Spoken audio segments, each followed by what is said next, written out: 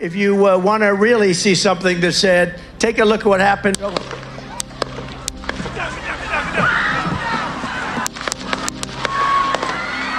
Well, reaction video lang muna tayo dito, no, regarding sa assassination attempt kay former US President Donald Trump na nangyari noong July 14, 2024. Alam na po natin at nabalitaan na po natin ang assassination attempt na ito kay former US President Donald Trump sa mga mainstream media at mga ilang vlogger na rin.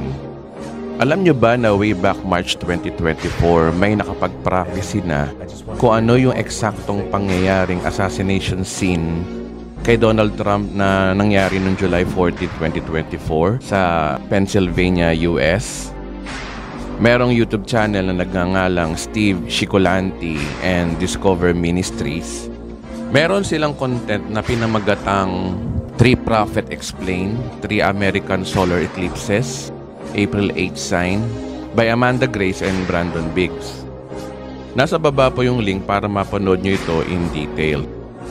Kung mapapansin nyo dito, ang video na ito ay na-upload noong March 15. At nakita nyo naman na yung pin comment ni Pastor Steve ay nakalagay 4 months ago. Sa video na ito, meron silang guest na nagngangalang Brandon Biggs na pinaprophecy niya ang mangyayari after ng solar eclipse. Marami siyang prophecy about climate change, politics, and prophecy sa ministry ni Pastor Steve Cioccolanti. Ngayon, naisingit niya bigla si Donald Trump. Sa timeline na 11 minutes and 4 seconds, dito niya nabanggit ang mangyayari kay Donald Trump.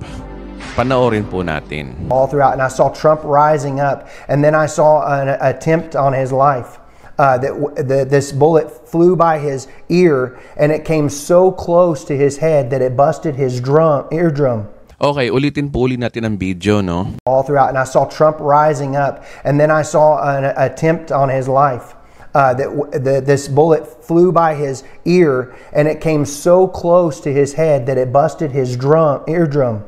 And I saw he fell to his knees during this time frame, and he started worshiping the Lord. He got radically born again during this time frame. I'm talking, people say he's saved now, but he becomes really on fire for Jesus, for what I saw coming. Nakakamangha at kuwang-kuwa niya yung eksaktong pangyayari sa assassination na ito, na may strike bullet na dadapli sa tenga ni Donald Trump. Napaka-accurate na prophecy na ito.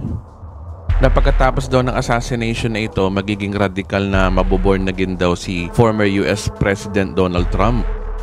March 2024 ang prophecy at na-fulfill noong July 14, 2024. Almost 4 months. Ako po ay personally, Bible-based prophecy lang po ang pinaniniwalaan ko. Pero what a coincidence na may mga tao pa rin palang biniyayaan ng Diyos na makita at mahulaan ang mangyayari sa hinaharap. Paano kaya ipapaliwanag ito ng siyensya? Meaning ito ay nagpapatunay na may higit sa pagitan ng langit at lupa kaysa paniwalaan ang siyensya?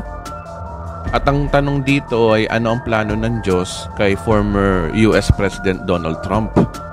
Well, abangan po natin yan sa mga susunod pang panahon. Patuloy lang po tayo mag-obserba sa mangyayari dito sa buong mundo.